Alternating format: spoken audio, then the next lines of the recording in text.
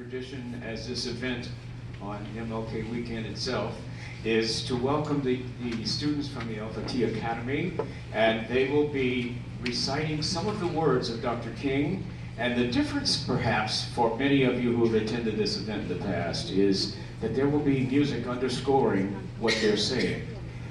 They have now practiced and they know that they have to speak a little louder than they might if they were doing it without music, but you know, that's Broadway.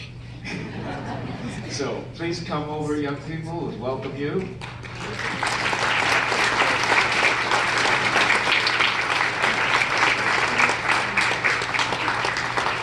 The composer of this music at the time, this was in 1987 that I first became familiar with the piece, was at that time just about to turn 13 years old.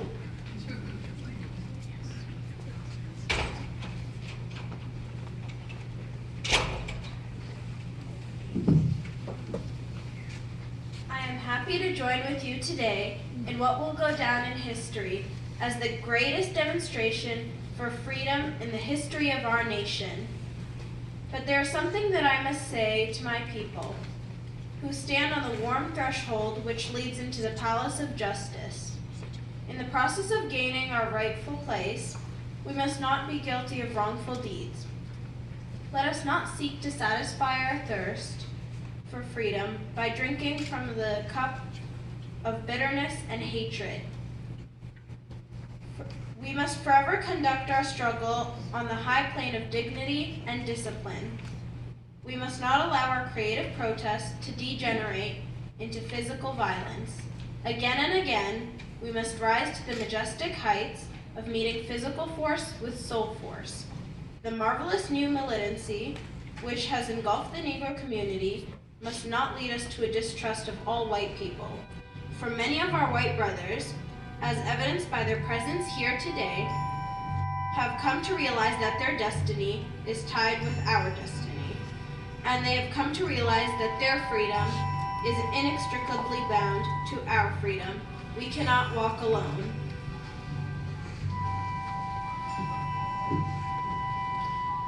I am not unmindful that some of you have come here out of great trial and tribulation. Some of you have come fresh from narrow jail cells, and some of you have come from areas where your quest for freedom has left you battered by the storm of persecution and staggered by the winds of police brutality. You have been the veterans of creative suffering. Continue to work with the faith that unearned suffering is redemptive. Go back to Mississippi. Go back to Alabama. Go back to South Carolina. Go back to Georgia. Go back to Louisiana. Go back to the slums and ghettos of our northern cities, knowing that somehow this situation can and will be changed.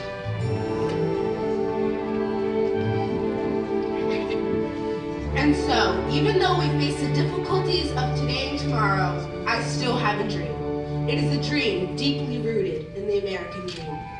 I have a dream that one day this nation will rise up and live out the true meaning of its creed. We hold these truths to be self-evident, that all men are created equal. I have a dream that one day, on the red hills of Georgia, the sons of former slaves and the sons of former slave owners will be able to sit down together at the table of brotherhood. I have a dream that one day, even the state of Mississippi, a state sweltering with the heat of injustice, sweltering with the heat of oppression, will be transformed into an oasis of freedom and justice. I have a dream that my 4 little children will one day live in a nation where they are not judged by the color of their skin, but by the content of their character. I have a dream today. I have a dream that one day, down in Alabama, with its vicious racists, with its governor having his lips dripping with the words of interposition and nullification, one day, right there in Alabama, little black boys and black girls will be able to join hands with white boys and little white boys and white girls as sisters and brothers. I have a dream today. I have a dream that one day every valley shall be exalted, and every hill and mountain shall be made low. The rough places will be made plain, and the crooked places will be made straight. and the glory of the Lord shall be revealed, and all flesh shall see it together. This is our hope, and this is the faith that I go back to the South with. With this faith, we will be able to hew out of the mountain of despair a stone of hope. With this faith, we will be able to transform the jangling discords of our nation into a beautiful symphony of brotherhood. With this faith, we will be able to work together, to pray together, to struggle together, to go to jail together, to stand up for freedom together, knowing that we will be free one day. And this will be the day. This will be the day when all of God's children will be able to sing with new meaning. My country, 'tis of thee, sweet land of liberty, of thee I sing. Land where my fathers died, land of the pilgrim's pride, from every mountainside, let freedom ring.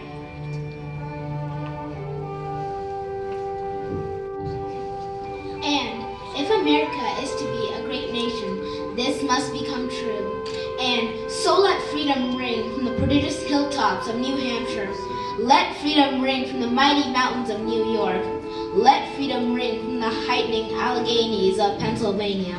Let freedom ring from the snow-capped Rockies of Colorado. Let freedom ring from the curvaceous slopes of California. But not only that, let freedom ring from the Stone Mountain of Georgia. Let freedom ring from the Lookout Mountain of Tennessee. From every mountainside, let freedom ring. And when this happens, when we allow freedom ring, when we let it ring from every village and every hamlet, from every state and every city, we will be able to speed up that day when all of God's children, black men and white men, Jews and Gentiles, Protestants, Catholics, and Muslims will be able to join hands and sing in the words of the old Negro spiritual.